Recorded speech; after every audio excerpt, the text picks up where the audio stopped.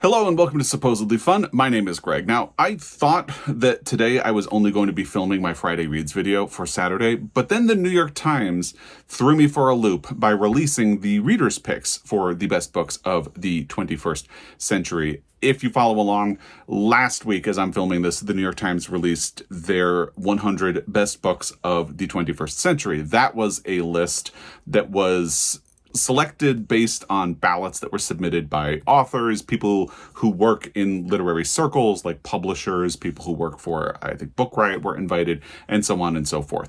And then the New York Times took those ballots and compiled the results into a list. They used the ballots to see what books popped up the most, and then the one that popped up the most was the number one, and so on down the list. They included fiction and nonfiction. I will have a link to the video I did as a reaction to that original list in the description box down below. If you haven't seen it, I think it's worth checking out because it's a fun list and not everybody has access to the New York Times. I should mention, my dog Teddy is asleep on the floor next to me, so if you hear a dog snoring or if you just hear snoring, could be him. So, obviously, I wanted to do a reaction to this list as well. They had immediately opened up a poll to allow readers to submit their own list of the 10 best books of the 21st century. I actually submitted mine. They didn't say when they were going to release it, and I admit I didn't think that they would release it so quickly. I kind of thought that they would wait a little bit, but here it is. And I will include a link to the page where you can submit your ballot. I don't know if you still can, because when I log into it with my account, it just shows me what my ballot was. So I don't know if you can still submit a ballot. If you can, it probably really won't count for anything since they've already released the readers list. But, you know, I'm just going to include the link anyway, just in case you can still vote and in case you might want to. Just a couple of notes and stats and things that are missing and all of that stuff before we get into the actual list. And I will say, on the subject of the list, when I did my reaction to the original list, I tried to honor the paywall that the New York Times Book Review has. And somebody did point out the New York Times posted all of the books that were on the list on their Instagram account. Yes, but they also offered like recommendations based on whether or not you liked any of the books that were on the list.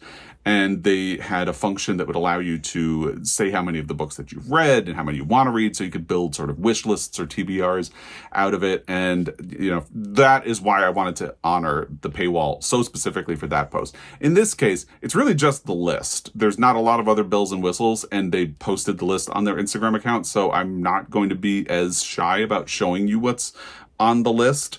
But before we get to that, I will say that there is an overlap of 39 books on this list and with the New York Times' original list of the best 100 books of the 21st century. So 39 books that were on that original list are still on the readers' picks.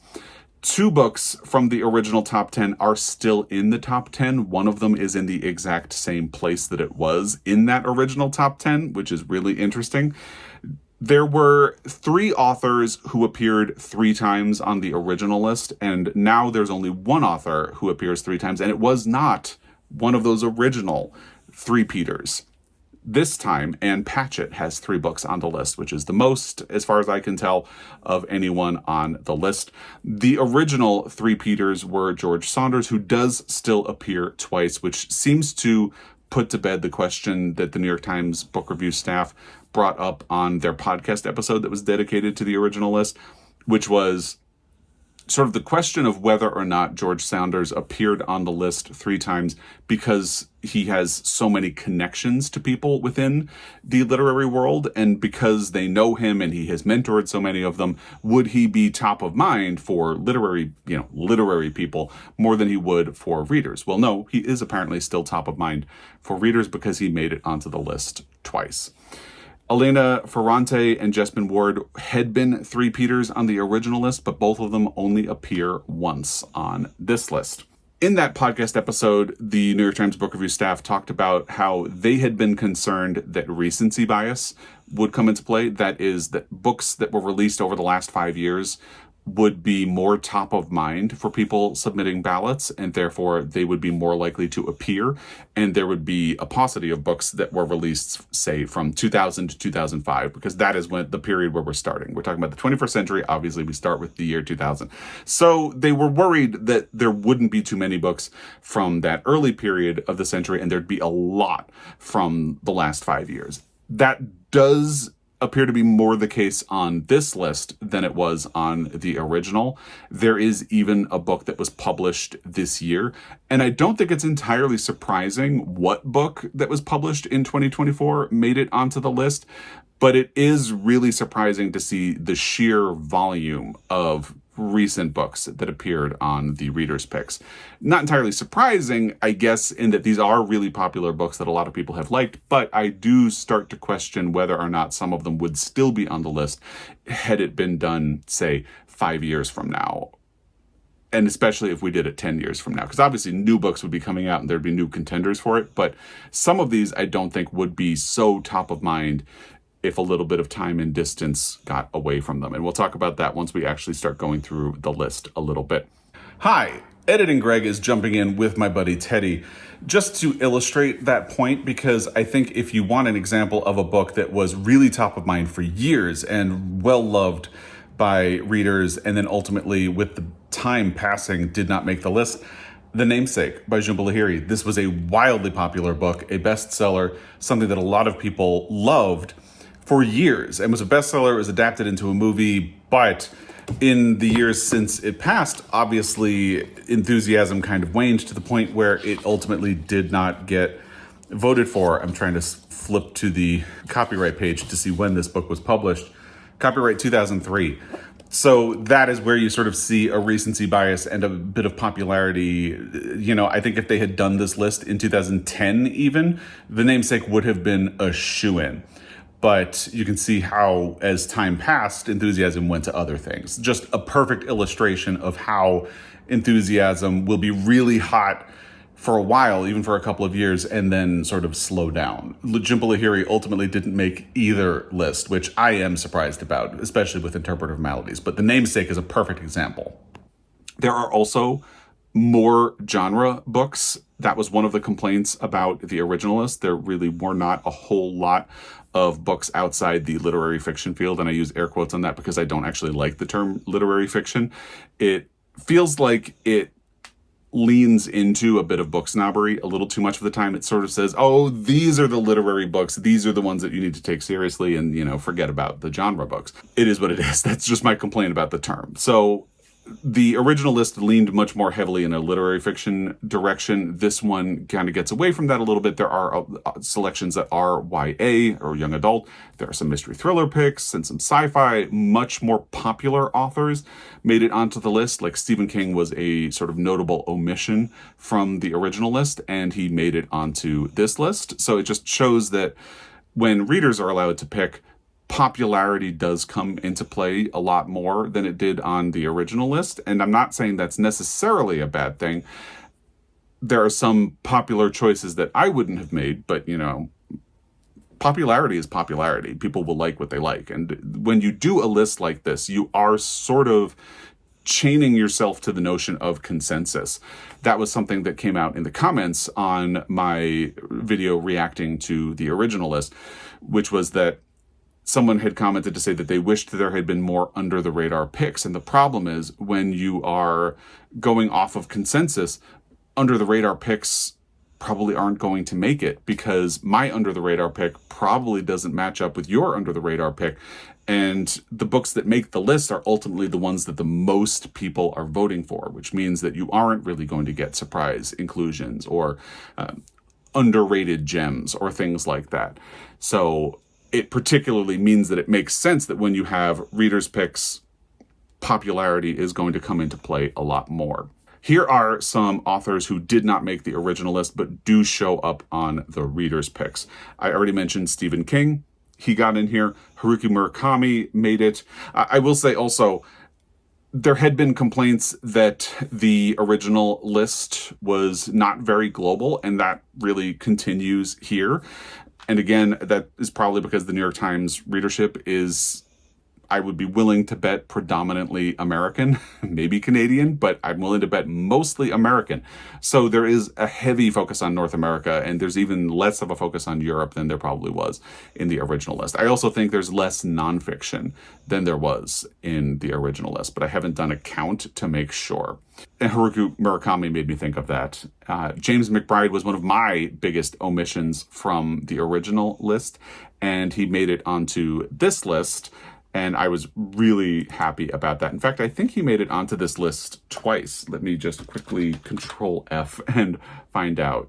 Yeah, he made it onto the list twice, which I think is correct. I might even give him a third slot, being honest.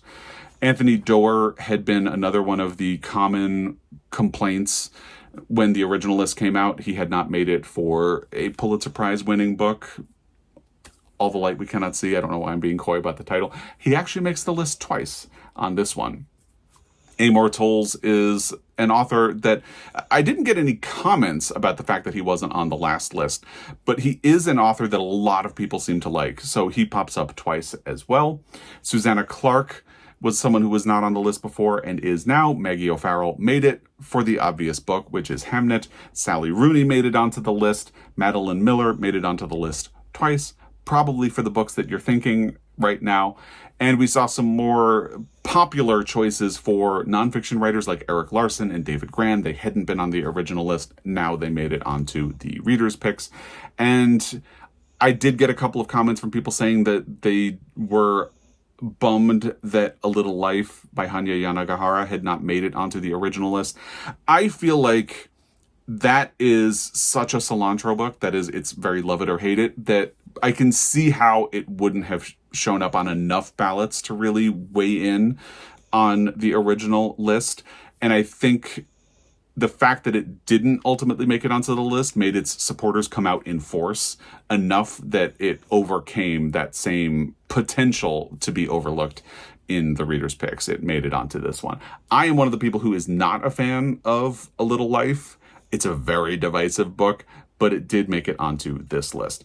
Here are some authors who are still missing from the list. And the first one is the big one. It's Louise Erdrich. She didn't make the original list, and she didn't make this list, which does kind of hurt. I do find it surprising, but I find it disappointing. I don't necessarily find it surprising because I think what happened is probably the same thing that kept her off of the original list.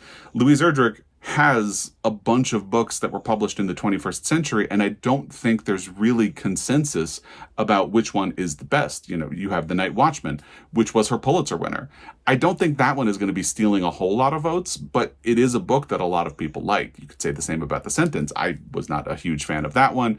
I know people who like La Rose, but I think the really big ones are The Roundhouse, which was a National Book Award winner, and a lot of people love that book.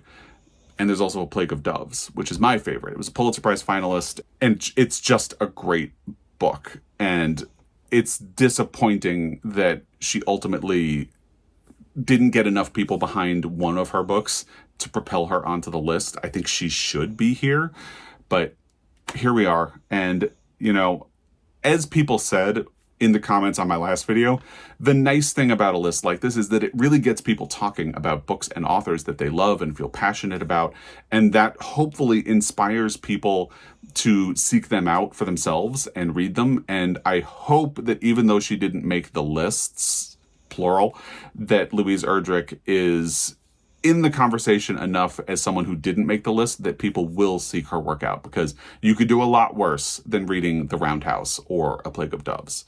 Those are tremendous books, both of them. We also still don't have Honoré Fanon Jeffers for The Love Songs of W.E.B. Du Bois. That one hurts for me. Karl Uwe Nusgaard still didn't make the list. Disha Filya for My Beloved The Secret Lives of Church Ladies is not on the list. Morgan Talty, probably for Night of the Living Res, did not make the list. I'm surprised that Anna Burns still didn't make the list for Milkman, because there's only really one Anna Burns book that you could point to. And I guess it's interesting because when I have conversations with people about what are books that you think will be a future classic, Milkman is the one that came up the most. And yet it didn't even show up in the readers' picks, which is just interesting, I think. And then Colm Tabine still didn't show up not even for Brooklyn. And maybe that's a case, again, where, like Louis Erdrich, he has so many books that have been published in the 21st century that there isn't enough consensus. Although in his case, I do feel like the book people talk about the most is Brooklyn, and he released a sequel to Brooklyn this year, so you would think that one would be top of mind, and it just didn't crack onto the list. Paul Harding didn't make it. Tinkers would be the obvious choice for that one. And Lauren Groff, still not there. I would have loved to see Matrix. In fact, I think Matrix was on my ballot, but we'll talk about my ballot in a minute. The final thing I want to mention before we move on into the list. Actually, there are two things. We did lose Dennis Johnson, and that hurts for me. Tree of Smoke had made the original list and Train Dreams, and I am a huge fan of Train Dreams. So it kind of hurts my soul a little bit, especially to see Train Dreams drop off of the list. And then the final thing to note before we actually start looking at the list is that there were 15 Pulitzer Prize winners that made the list. If you follow along, you know I have a particular fascination with the Pulitzer Prize for fiction, and it's my favorite book prize. So there were 14 Pulitzer Prize winners on the last list. I'm pretty sure, at least at a quick look through the list, or a couple of quick looks, I'm pretty sure all of the 14 Pulitzer Prize winners that made the original list reappear on this reader's pick list with the addition of All the Light We Cannot See. So we ended up with one more Pulitzer Prize winner on this list. And actually, I lied. There is one more thing before we get into the actual list, which is that I am going to show you what my ballot was when I submitted it. And this was really hard. You might be a little surprised by some of the things I chose and some of the things I left off. But here is my list of books that I submitted. Matrix by Lauren Groff, which did not make it. War Trash by Ha Jin, which did not make it. And I kind of didn't think that it would. I just really liked that book and I wanted to stump for it. Train Dreams by Dennis Johnson, which did not make it. The Good Lord Bird by James McBride, which did not. But, you know, two of his other books did make it. So I'm ultimately kind of okay with this, even though The Good Lord Bird is my favorite. The Love Songs of W.E.B. Du Bois by Honoré Fanon Jeffers, which did not make it onto the list. Never Let Me Go by Kazuo Ishiguro, which did make it onto the list. Plague of Doves by Louise Erdrich. I already talked about how she is still an omission, and that feels surprising. Demon Copperhead by Barbara Kingsolver, which did make both lists. A Place for Us by Fatima Farheen Mirza. Again, I'm not surprised this did not make the list. I just really liked that book and wanted to stump for it. And Gilead by Marilyn Robinson. I didn't include My Beloved, The Secret Lives of Church Ladies. Obviously, I think what happened, because it's been a week since I submitted this list at this point. So who remembers what they did a week ago? Not me.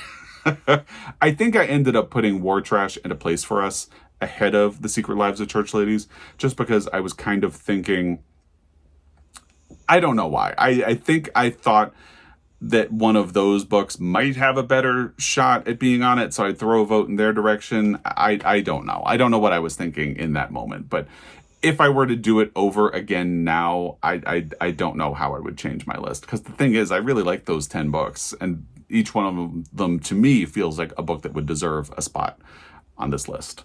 So I'm also going to have a link to my video from last year about the 25 best books of the last 25 years. I feel like I should mention that as well, because the timing does not line up. That list started in 1998, so it has 2 years that are outside of the 21st century, because I didn't include or consider anything that had been published within a year, just to avoid recency bias. And maybe sometimes when you finish a book, you're on a high. And yeah, anyway, I'll have that video down below as well, because I feel like it is an interesting counterpoint to both of these lists, and there are a lot of overflow. So let's start looking at the actual list. Here is the splash page, like the beginning of it, which has this fun graphic that sort of rotates through the dust jackets for all of the books that make it onto the list. Just kind of fun. There is not a lot of pomp and circumstance around this one. As I said, they don't even have recommendations, and they don't do that same feature where you can find out how many of the books you have read. It creates a graphic that you can share onto social media of how many books you've read. They're not doing that for this list. And I understand why. I think that splashy graphic that rotates through the covers is the most consideration that we get for something like that. The other thing that's a little annoying is that they didn't start with 100 at the top and work their way down to the number one. They start with the number one and then work their way down to 100. So I'm going to start at the bottom of the page and work my way up. It's just the way we're going to be doing things. Here we go. All right, here's the bottom of the list. Right away, we have a book that was not included in the original list, A Man Called Uwe by Frederick Bachmann, translated by Henning Koch. And I think right away, this announces that the reader's picks are going to be different from the original ones, because it's not that A Man Called Uwe isn't, literary, but it is a book that has been much more popular over the last decade or so. I don't actually know when A Man Called Uwe was published or translated and released in the United States, but it is definitely a book that has been popular in the United States for about a decade. And that makes it not all that surprising that readers' picks recognized it, but the original list did not. Then we have Empire of Pain by Patrick Radden Keefe. I believe Patrick Radden Keefe appears twice on this list when he only appeared once on the original list. Empire of Pain was his more recent book, and not surprised that he's appearing twice on this list. I'm kind of surprised he didn't appear twice on the original list, if I'm being honest. Shuggy Bane by Douglas Stewart was a book that had not made the original list. I am very happy to see it break out here because it is a book that I really loved. I am not a fan of Otessa Moshfegh. I've tried to read several of her books, and I did not finish My Year of Rest and Relaxation. But she is an author that a lot of people love, and I respect that other people love her. She's definitely not for me, but there are enough people who love her that I'm not surprised she made the list. Then we have The Vanishing Half by Britt Bennett. A Thousand Splendid Suns by Khaled Hosseini. I am not surprised he's showing up on a reader's list because his books have been so popular among readers. The Bee Sting by Paul Murray. Our first book that is very, very recent appearing on the list. And I do kind of wonder if this reader's list was being made in 5 years, would The Bee Sting show up? I genuinely don't know. I do feel like this is a case where recency bias may be coming into play, but I'm also not a fan of that book, so maybe I'm not very able to accurately read how people are responding to it or will respond to it over time. If you are unlike me and have been a fan of The Bee Sting by Paul Murray, let me know what you think in the comment section down below. Is that a book that will stand the test of time? I'm not convinced, but I also barely even started it. I read like 5 or 10 pages and just knew it wasn't going to be for me because I had already read Skippy Dies and could already see a lot of the things that I didn't like about that book playing out in The Bee Sting. And from comments and feedback that I've gotten about The Bee Sting, because it was shortlisted for the Booker Prize last year, a lot of people thought it might win. And all of the conversation around it to me just sounded like, yeah, that's what I didn't like about Skippy Dies. So let's take me out of the equation because I'm not convinced it's going to stand the test of time, but I would rather hear from someone who is a fan of The Bee Sting. Do you think it will stand the test of time? Let me know in the comment section down below. And then there's Remarkably Bright Creatures by Shelby Van Pelt. Again, I feel like this is a prime indicator that this is a reader's list and not the, picks of people in the publishing industry or other writers and people associated or affiliated with the publishing industry, because it feels like Remarkably Bright Creatures was a huge hit and word of mouth success, which shows that a lot of readers got behind it. And it's not necessarily something that critics were falling over themselves to praise. So I'm not surprised it's not on the original list. I am not surprised to see it on readers' lists either. And this is another one where I feel like I don't know that it would stand the test of time. Like, again, if this list were happening in 5 years, would Remarkably Bright Creatures show up? I didn't finish the book. So again, this is a case where I'd say, if you've read it and loved it, do you think it will stand the test of time ultimately? Let me know. All right, moving up, we have Drive Your Plow Over the Bones of the Dead by Olga Tokarczuk and translated by Antonia Lloyd-Jones.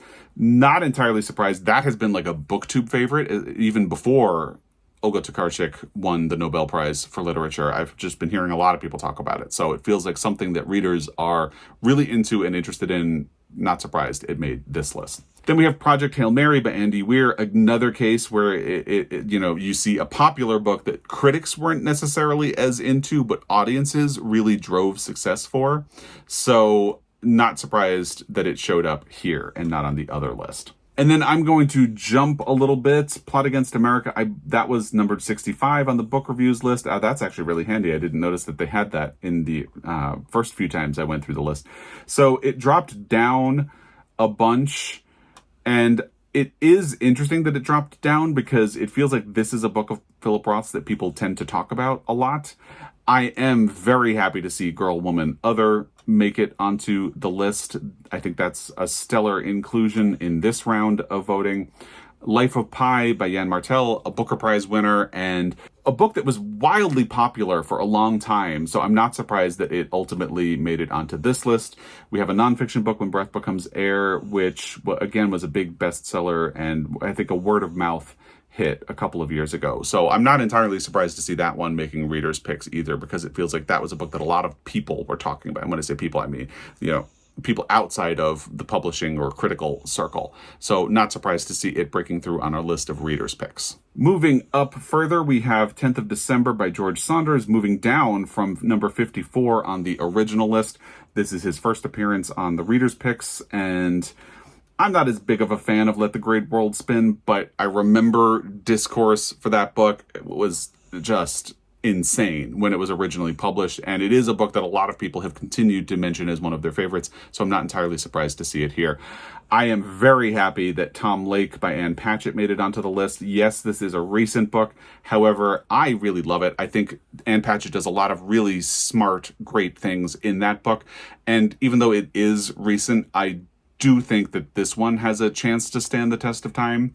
So I'm happy to see her appear. This is the first of 3 appearances on the list from Ann Patchett. One of the more popular nonfiction books of the last 10 years was The Immortal Life of Henrietta Lacks. I feel like that was another word of mouth hit among readers, so it's not entirely surprising to see it here. Here we have James McBride for Deacon King Kong, which was not my favorite James McBride. I listened to it on audio, and I think maybe if I had read it in print, I would have had a different experience of it, because there's so many characters and plot lines that it ultimately felt a little bit muddy to me. And I thought The Heaven and Earth Grocery Store, which was his more recent book, built off of that structure and was a little bit better. But I also read that one in print compared to audio, so who knows. But I'm really happy that James McBride made it onto this list. I think it was a shocking exclusion from the original list. Then we have Haruki Murakami in back-to-back positions with 1Q84 and Kafka on the Shore. I have heard mixed things about 1Q84, and I'm very mixed about Haruki Murakami, being honest, but I've also heard really good things about Kafka on the Shore. So, moving up, we have Just Mercy, which again is a nonfiction book that a lot of people were talking about within the last few years. Maybe there are more nonfiction books on this list than I remembered when I went through it, because it seems like we've already talked about a lot. I think they get more sparse as we work our way up the list, but we'll find out. Here is Amor Towles' first appearance on the list with The Lincoln Highway. You have Clara and the Sun by Kazuo Ishiguro, not a book I would include, but I know a lot of people have loved this one.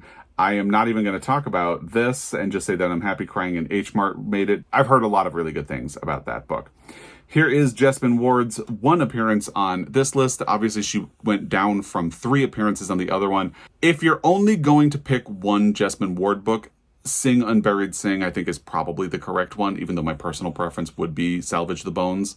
It's interesting that she made 3 spots on the original list, once for a memoir and twice for fiction, and only once on this one. But if you're only going to pick one Jessamine Ward book, Sing Unburied Sing is not a bad choice. I'm actually really glad Know My Name by Chanel Miller made it onto the list. I'm really not surprised to see Killers of the Flower Moon show up, especially since we're just coming off of a year where, even though it was published a couple of years ago, Killers of the Flower Moon really jumped back into national conversation because of the film adaptation by Martin Scorsese, which got a lot of Oscar nominations. So it made that book really top of mind for a lot of people. So I feel like David Grann probably would have made it onto the list anyway.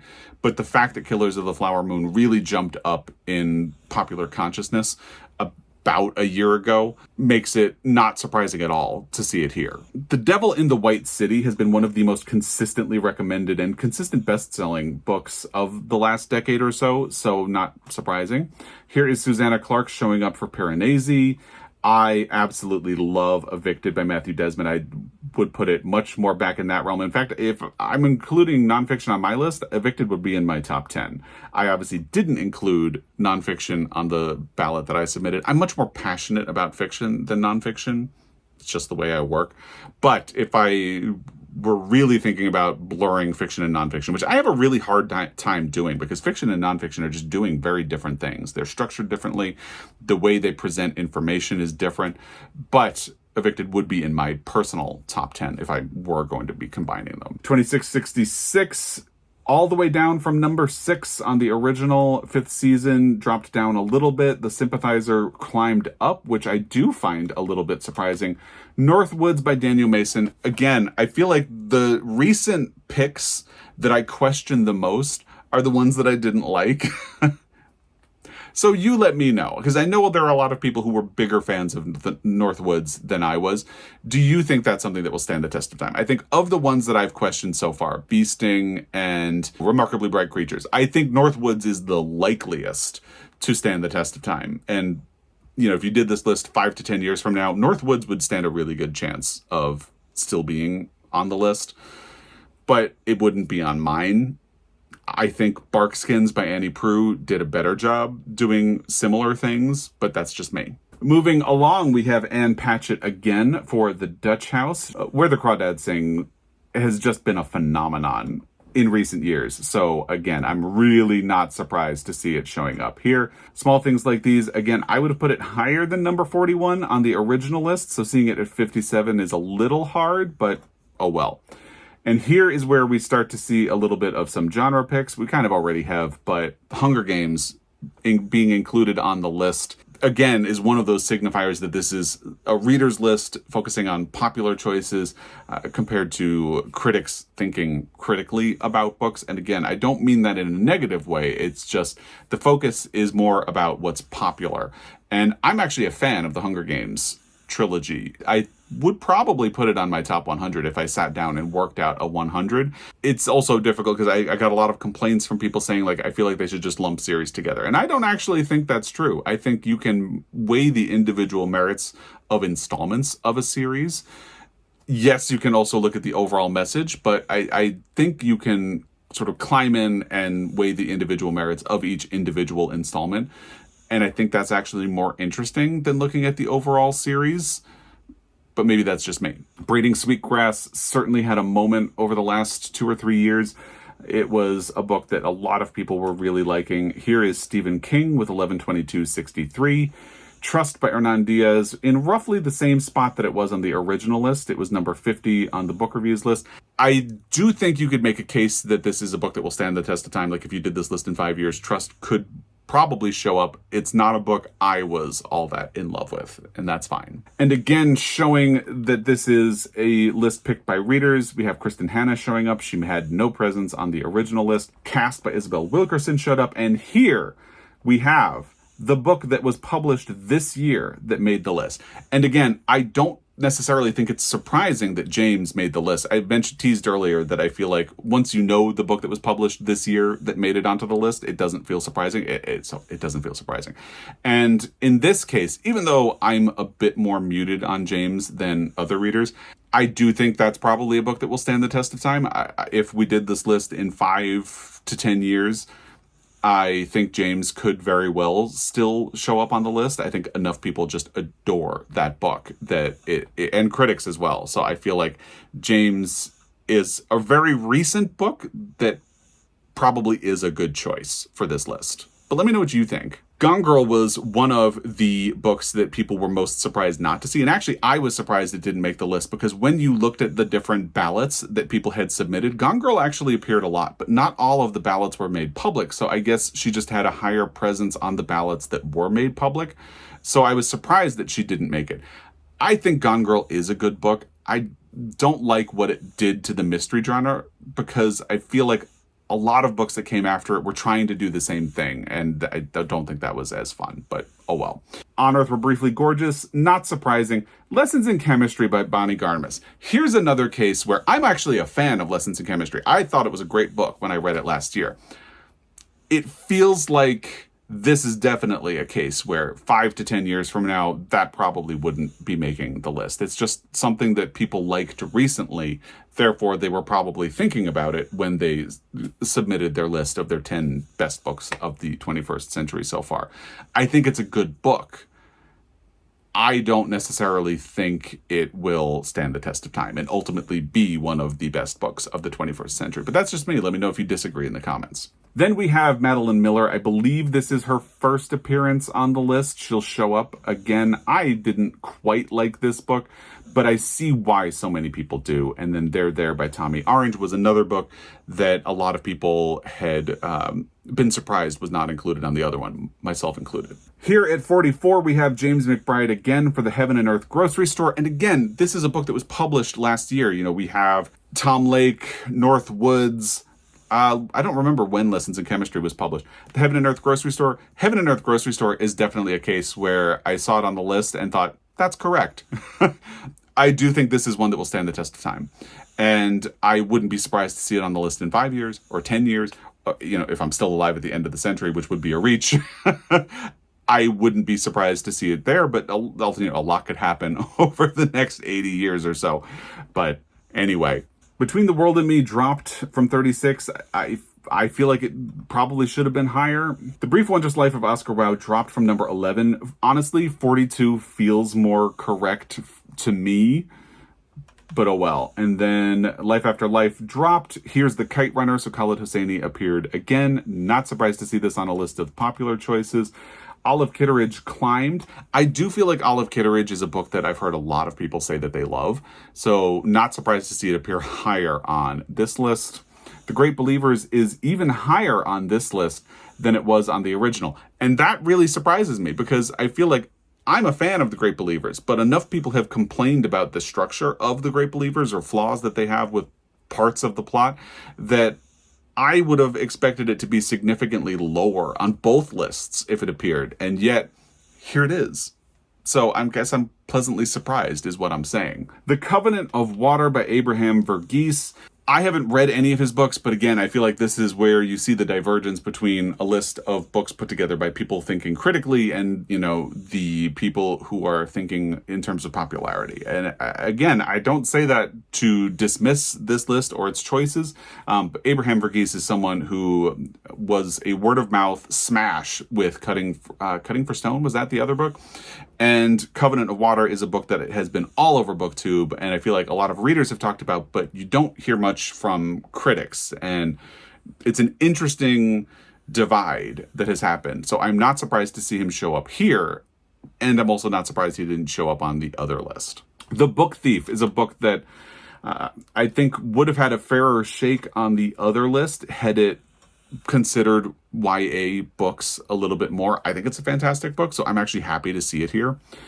Anthony Doerr showed up for Cloud Cuckoo Land, and I haven't read it, but this is another one where I feel like if you did the list in 5 to 10 years, I'm not sure it would show up, but I haven't read it. So if you've read Cloud Cuckoo Land, let me know what you think.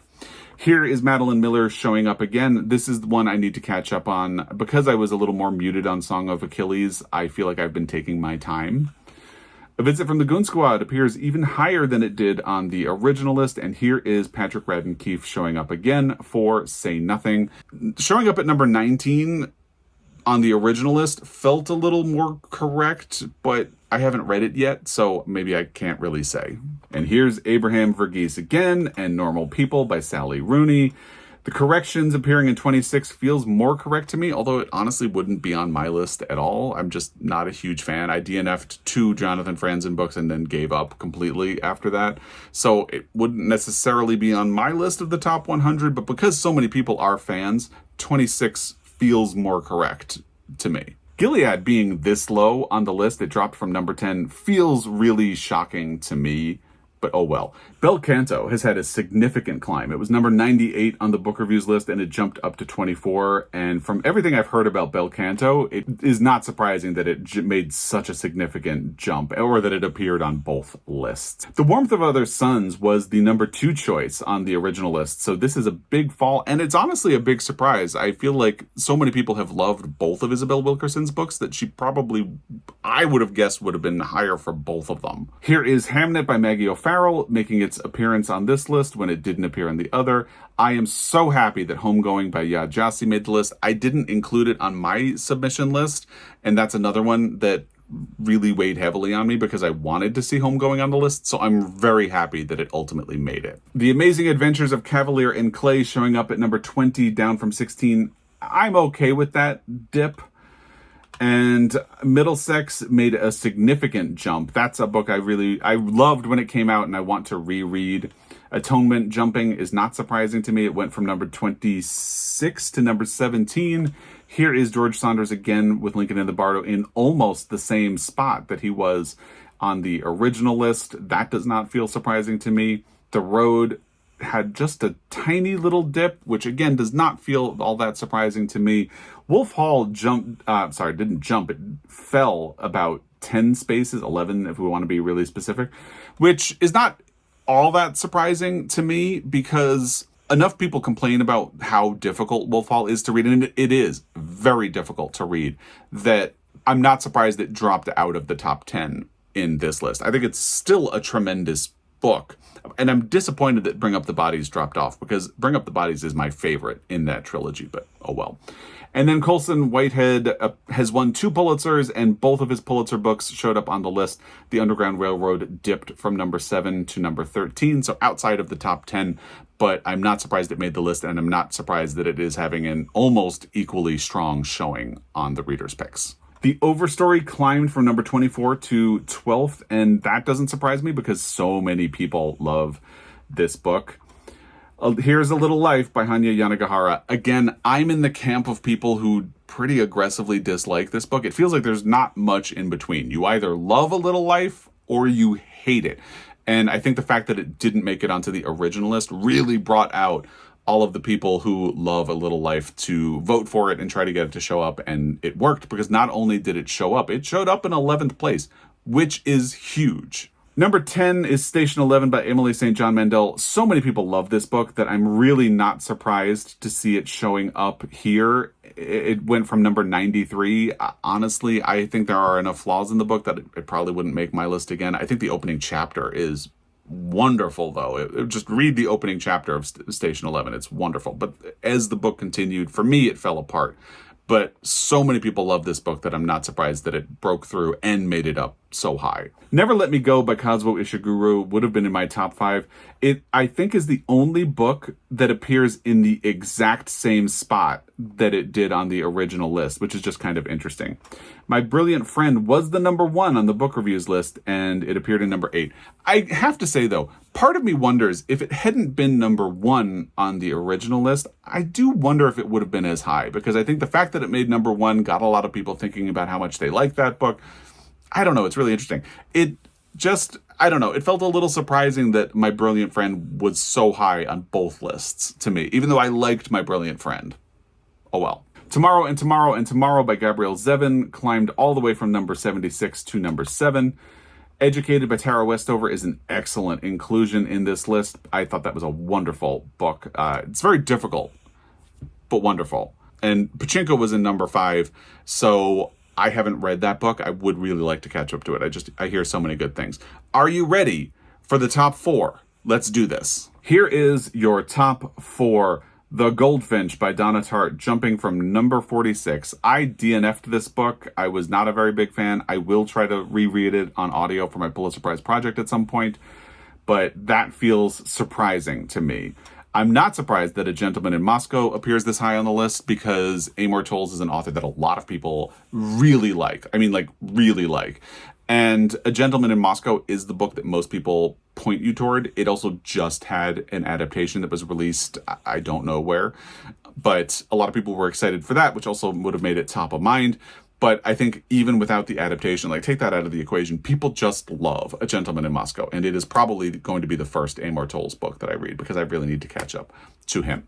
All the Light We Cannot See jumped from 0. It wasn't even on the last list, all the way to number 2. And I think a lot of that has to do with the fact that it didn't make the last list. Like one of the most common books that people said, I can't believe that didn't make the list, to me at least, was All the Light We Cannot See. So I think sort of like A Little Life, the people who were feeling confused that it didn't make the last list probably showed up in force to vote for it. So I'm not entirely surprised to see it showing up and making such a presence. I remember really liking the book when I read it. I do need to reread it, and I will for my Pulitzer Prize project at some point. Number 1 was Demon Copperhead by Barbara Kingsolver, jumping all the way from number 61, and that actually made my heart happy, I have to say. I was really happy to see that climb into number 1. And even though I am a huge fan of Demon Copperhead, a huge fan, I do wonder if first place is a bit of recency bias because it is still a recent book, and I don't know. This is a case where it's the opposite of me not liking a book and thinking, is that really something that's going to stand the test of the time? In this case, because this is in first place, I almost take a step back and question myself, where I'm like, I really love this book. I could see it being in first place. I would actually put something else in first place if it was my list, but it's not. But it sort of makes me wonder, like, am I biased because I like this so much? I'm actually happy to see it there, but I do wonder if this list was done in 5 years or 10 years, I still think Demon Copperhead would show up. I think Demon Copperhead is the most likely future classic among the inclusions from the last 2 years. James by Percival Everett, I do think has a really good shot at that as well, but I think Demon Copperhead is an almost certainty to be a future classic. So why do I feel guilty about it appearing in first place? I don't know. But let me know what you think, because I'm sure a lot of you will have opinions about first place and the rest of the list in general. So let me know what you think of this list in the comment section down below. I know we still don't see a lot of global literature. It's a flaw in the system when you have people, most specifically from like North America, voting. They're going to vote for the things they read the most, and the amount of people who read global literature compared to other things in the United States is smaller. It just is. So let me know what you think of this overall list that came from readers, and let me know what you think of the placements of all of the books that came on and dropped off, and let me know what you think of Demon Copperhead at number 1. I'm actually happy to see it there, but I don't know if it would stay in first place. I feel like at the end of the century, it is very likely to be on the list still. I don't know about first place. Let me know what you think in the comment section down below. And as always, I really appreciate your time, and I will be back. Until next time, happy reading.